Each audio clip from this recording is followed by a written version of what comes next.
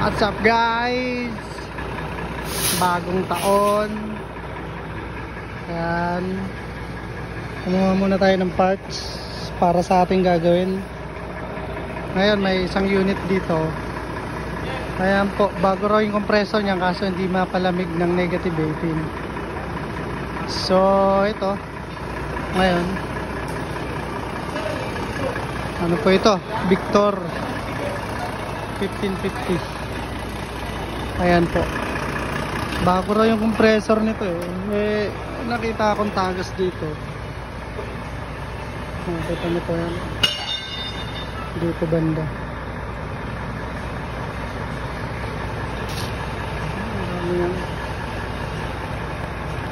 So after nating tinignan yung mga tagas, ngayon titingnan naman natin yung pumping ability ng compressor.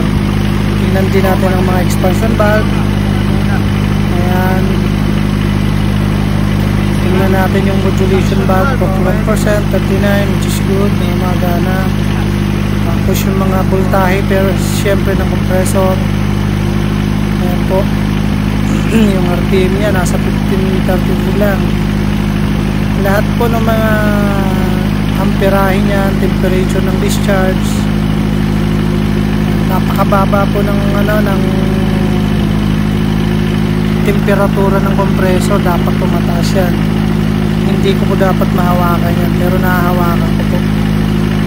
Kaya posibleng may problema po sa equalizer, economizer or sa compressor na mismo.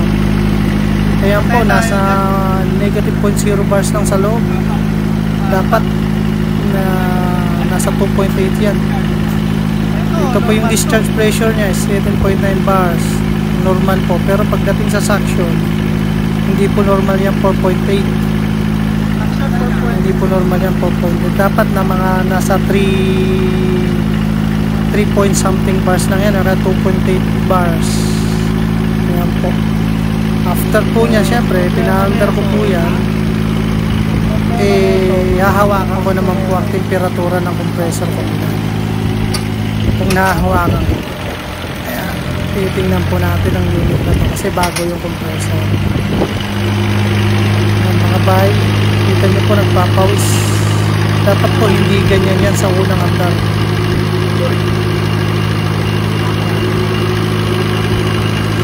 Ayan, nahahawakan ko po yung discharge nito. Nahahawakan yan, nahahawakan ko po. Dapat di ko pumahawakan yan. Ayan po yung problema ng unit na to.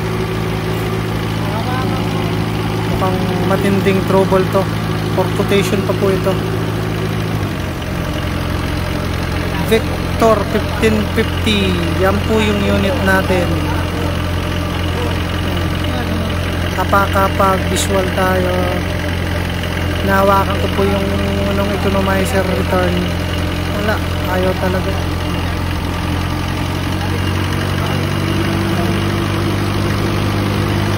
Ako malaking problema ito. Ako ba problema nito?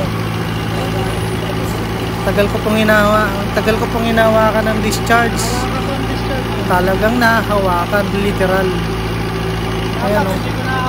Dapat po hindi ko mahawakan yan kasi napakataas dapat ang temperatura niya. Kaya mga bahay, ganyan po ang pagto-troubleshoot ng gagamitan mo ng mga sense. Gagamitan mo mga senses nyo. After ng mga parameter display, yung pumping ability niya, yung mga current niya, kailangan hawakan nyo actual ang ng compressor. Kaya po hindi po normal yan, nagpapawis. Hawakan ko yung discharge, kakaiba. Ang tagal ko pong hinawakan, pati yung dapat yung compressor, mainit po yung ulo niyan. Kaso yun, nahawakan ko po ng matagal. Kahit isang course ko hawakan, di po ako mapapasok. At saka ito, malalaman mong may problema ito sa balancing. Pag hindi niya kayang i-RPM ng mataas, parang nabibila o ka ng makina, mamamatay po yan, tapos mag-aalam RPM. Wala po talaga. So kailangan ibaba ang compressor, i-testing natin actual ng walang karga. Dapat ganyan kainit yan, oh. Ayun, nagbabago ang init. Ayan po, nag-yelo na siya. Yan. Ayan, Babago. tagal ko pong hinawakan ng discharge. Ganyan lang po mga bayang pag-check up nito. Mga unit na to. Yelo na, oh. Ito naman, mga naranasan na natin po sa matagal ng panahon. Kaya medyo kamote na tayo dito. Ayun na, nagbukas. Ayan lang po mga bay. Nagbukas. Salamat po sa Panginoon ulit. Meron na naman Nagbukas na tayong yung ano. trabaho. Oing yata ito eh.